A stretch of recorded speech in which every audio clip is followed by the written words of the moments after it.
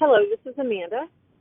Hi, Amanda. My name is Danny. I'm looking for some commercial property in Kankakee. I saw your number on, hi there. I saw your number on a building at 545 South Shearler Avenue. Skylar, yes. Right. You would say it correctly. Yeah, it's okay. I'm not giving you a rough time or anything. Not at all. Not at all. You're right to correct me. Formerly a laundromat, if I'm right. Correct. Actually, that's part of it. There's an entire building there with four units, two of which are rented, have tenants in, two of which are not. But it was formerly the laundry basket in that far south unit. Okay. Actually, full disclosure, I'm a laundromat guy. It's what I've been doing, my partners and I, for 15 years. And my intrigue is typically in laundromat space with infrastructure. It looks like you've already vanillaed this space, if I'm right. Pardon me? It looks like you've already vanillaed the space. You've taken out all of it. Not just the equipment, but the infrastructure's gone, the gas, water, electric, everything's gone. Everything, even the boiler is gone, unfortunately. Okay. It's just a shell, pretty much. Right. Vanilla or a gray shell, as we call it. Can I ask, because I am intrigued in the area and always looking for locations with infrastructure, it's sometimes rare when all of the infrastructure is missing. What happened without getting too involved? You know what? It's pretty simple. Actually, to explain, it was a local owner. He lost it to foreclosure. The state, which Illinois Department of Children and Family Services, has been renting the largest portion of the building. Okay. For some years, I'd have to really check and see before I would say I'm not how many looking years. for specifics, sure. Okay. And then in the rear, there is a contractor that also rents some space there. Mm-hmm. But anyway, the previous owner lost it to foreclosure.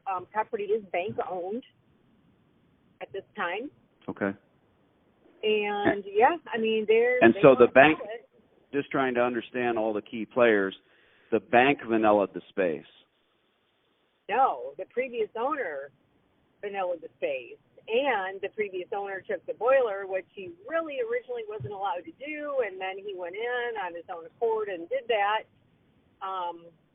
Right. I mean, I've been doing this for many years, and my typical commercial long-term lease does not allow for the removal of infrastructure or many times even the furnishings and equipment, as you well know. Sure. So I can't do that. So the previous owner, I get you, asked and answered, counselor. He left and he vanillaed the space. He took all of the infrastructure with him, including the boiler. Including the boiler. The boiler was an afterthought, and it was done at a separate time. But Sure. Believe it or not, yeah. And that was now. Did you have another interested party who was looking to sign a lease in that spot as a laundromat? There has not been anyone serious that has come forward. There have been a number of inquiries about that space for a laundromat again, but there's been no one serious enough to come forward. And so let me ask very specifically, and I'm not asking about your tenants or potential tenants. Did you have someone who came in and signed a lease and lost any deposits or anything of that nature because of the previous tenant leaving? No, sir. Okay.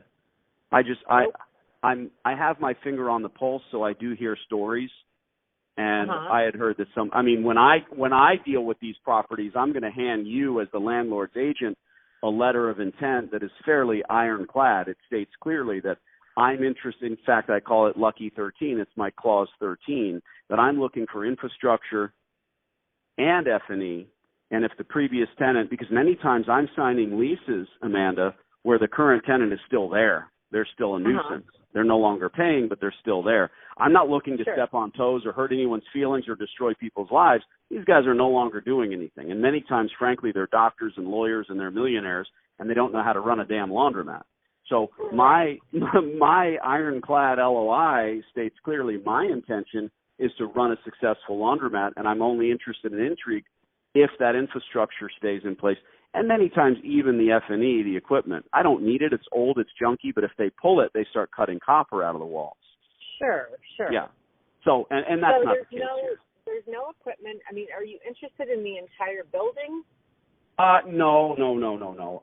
My modus operandi, I go after existing laundromats with infrastructure. But I had heard through the grapevine that this particular location might have still had the infrastructure. Now I understand it doesn't.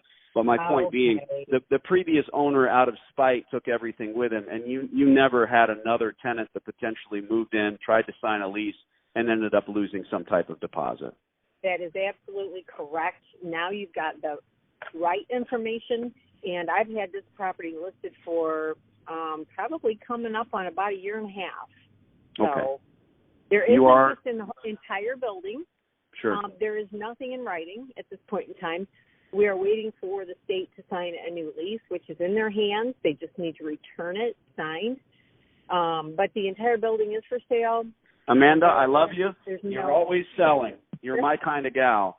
But to be very honest, I had heard this horror story about a potential tenant, and then with my letter of intent, I'm not going to get hurt even if I sign a lease and that previous tenant, scorched earth, decides to take everything with him. I don't care if they take the equipment, but if in fact they take all of the infrastructure, I'd walk away because my LOI states very clearly what I'm after. So that never happened here. And you've had this property under your reign for some time. You would have known about it. I have, and I'm hoping that we get it sold here fairly Sure. soon, Oh, God bless. So, any other laundromats in the immediate area that you know that have infrastructure? Not that I know of, but I'll tell you what, we have had them before. And sure. Let me email you, Amanda. What's your email address? Please do. I was just going to ask you to do that because I'm driving now and I'm going to take a picture. Yeah, fire me off your email. So, very simple. Amanda? I will send you an email, and if you find laundromats with infrastructure, you fire me off an email. Yes, and you send me that email, and Danny, it was a pleasure talking to you. Same here. Cheers. All right. Bye-bye.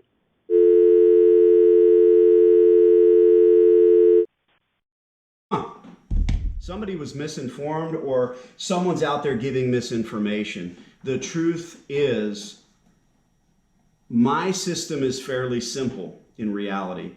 You're sending out a letter of intent, and that LOI states very frankly what our intention is. It's my intention to sign a long-term lease if the rent and rate is commensurate and appropriate for a laundromat at XYZ address. And we're only interested and intrigued if, in fact, the previous or current tenant leaves in an amicable way and doesn't destroy that gas, water, electric, and sewage. That's what we're after. Yes, it's called freelaundromat.com because signing a long-term lease after scouting existing decrepit laundromats, filling it with equipment using other people's money, and making a bunch of cash for 15 years.com doesn't really fit on a business card. It's Free Laundromat. See you next time.